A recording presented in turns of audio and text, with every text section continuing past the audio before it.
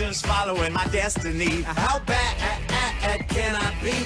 I'm just doing what comes naturally. How bad? Michael Jordan is considered the GOAT, the greatest player of all time.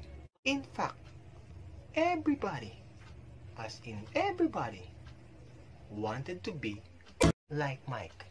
He is a phenomenal athlete with a unique combination of fundamental soundness, vision, artistry, and the competitive desire that redefine basketball.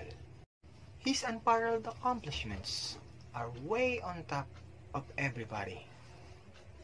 His individual accolades are unmatched and unprecedented. If there is a dictionary in basketball, Michael Jordan name and picture should be in it.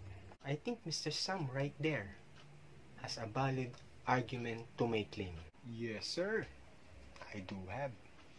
I want you guys to listen, and I hope it will help you settle and determine who's the GOAT is. This is Mr. Noman signing out. See you next time.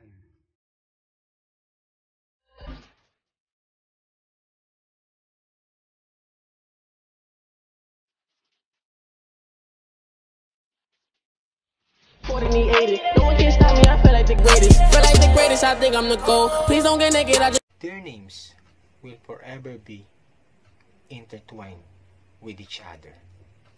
Michael, Kobe, Kobe, Michael. If there is anyone who deserves a comparison, it's got to be Kobe. He is the closest thing to Michael.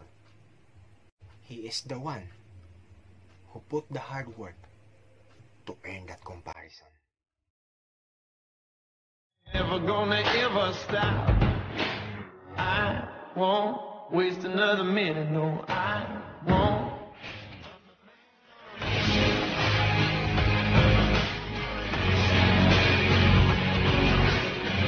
Never gonna ever stop. I won't waste another minute. No.